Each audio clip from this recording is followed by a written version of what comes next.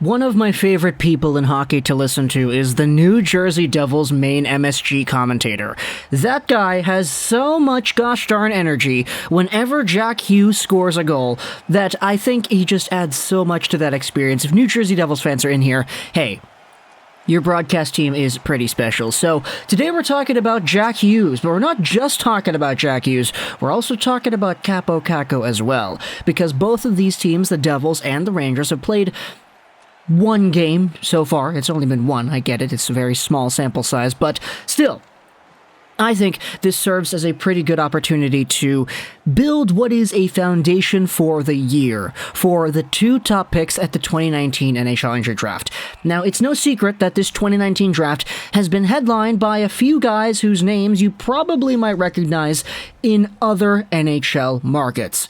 Oh, Cole Caulfield is a celebrity in Montreal now because this guy is small, he can score goals, and he was taken 15th overall, which was pretty late, I think. You have, in other NHL markets, Vasily Podkolzin doing his thing with the Vancouver Canucks. Moritz Seider is on the Red Wings. You have a lot of star power behind the names in the middle-ish or in the post-top 5 of the first round over there. But when it comes to Jack Hughes and Kaapo Kakko, taken respectively 1st and 2nd overall by the Devils and the Rangers, there's been a plethora of criticism for these two pretty much the past few years, mostly because, I say this all the time, NHL fans have been kind of spoiled by seeing McDavid, by seeing Matthews, by seeing Rasmus Dahlin, by seeing these guys who stepped in and were absolutely crazy right off the bat. The fact that Patrick Laine and Jack Eichel came in here and they were just so good at producing and doing all this stuff at the NHL level right away kind of tainted our expectations for a few years. That made it seem like, oh, 1st overall, 2nd overall, maybe 3rd overall picks, they're supposed to be this good right off the bat, right? Well, we had gone over the historical numbers about that, but that's not always the case. And for Jack Hughes and Kaapo Kakko in 2019, that certainly was not. We did not see Connor McDavid just under point-per-game numbers out of Jack Hughes in his debut into the NHL. In fact, he only had 21 points in 61 games played, despite the fact that many people thought that he could have had upwards of 60. Kaapo Kakko, in his NHL debut in 2019-20, had 23 points in 66 games played. In fact, Kirby Dach, the 3rd overall guy, had a similar point-per-game number as well, kind of cementing the fact that 2019 was not one of these McDavid or Matthews years where we could just expect the top guys to enter the league right away and be just absolute game-changing superstars. However, give it a few more years and you give it a little bit more development time for both Hughes and Kakko, and things are really starting to look up for the 2021-2022 NHL season. Let's start off with Jack Hughes. It was a big night for the Hughes family yesterday. Not only did Quinn Hughes go out there and have himself a pretty good game for the Vancouver Canucks against the Philadelphia Flyers, not only did Luke Hughes go out there for the University of Michigan and score his first NCAA goal, but we had Jack Hughes come out here for the Devils against the Chicago Blackhawks, scored 2 very nice goals, with one of them being in overtime, giving his team the win. He's at 1 game played, he's got 2 goals and 0 assists right now. I get it, it's gonna change, it's only been 1 game, folks, but just the way that Hughes went out there and started to play, catching up on the tape, re-watching the footage of what happened yesterday with New Jersey and Chicago, I kind of got the feeling that this was the Jack Hughes that New Jersey Devils fans wanted. This was the guy that went out there with an edge over everybody that he played against that was somewhat on display the previous few years, but it was never really on display in the same way it was last night.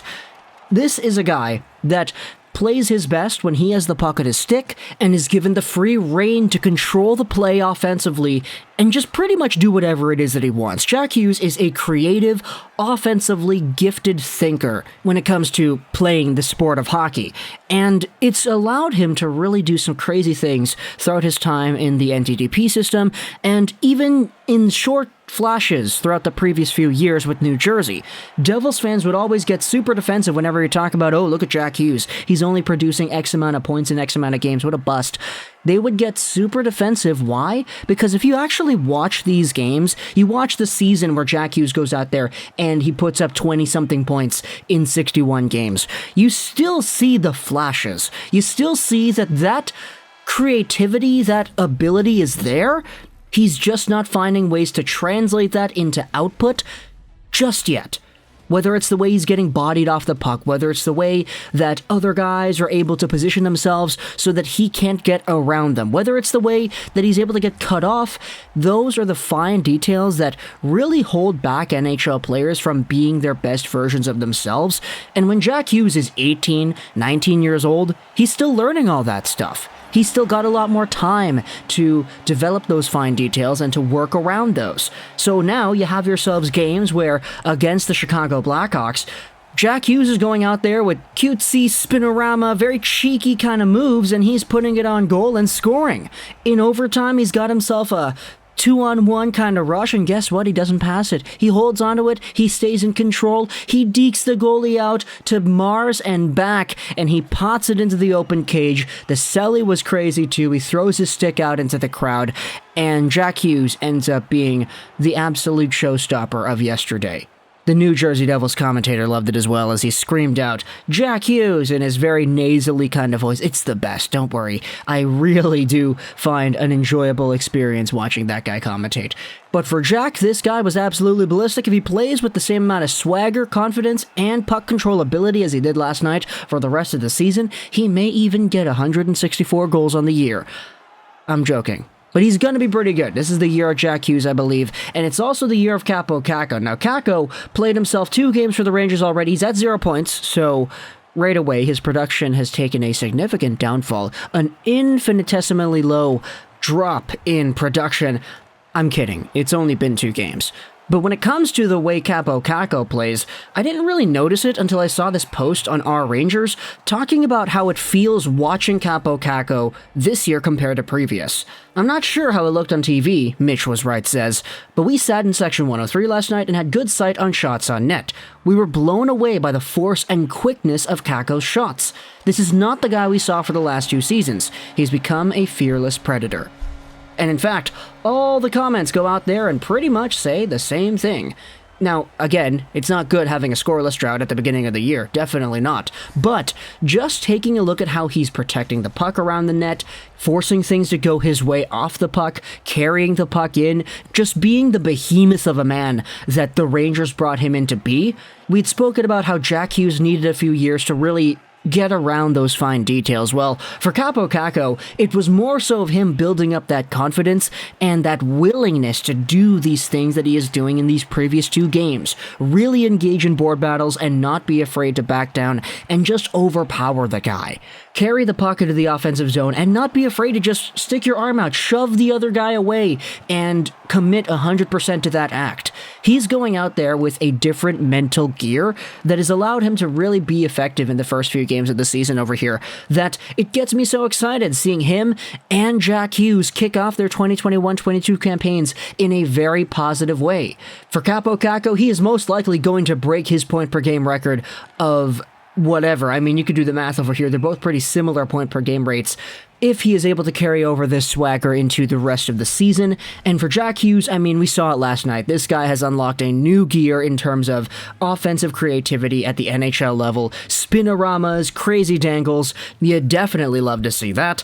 Now, I don't want to go out there and end this video off by making any point predictions or anything. Oh, I think Jack Hughes is going to get 60 points in an 82-game season. I don't want to go out there and do that. That kind of thing really makes me look like a fool because I'm always wrong. But if any Devils fans are out there, hey, you want to talk to me in the comments, what do you think Jack Hughes is going to get this year?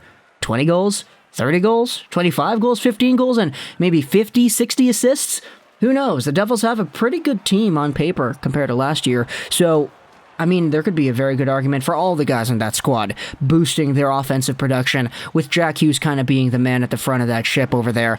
For Kaapo Kakko, though, Rangers fans, let me know in the comments, how has he looked to you so far?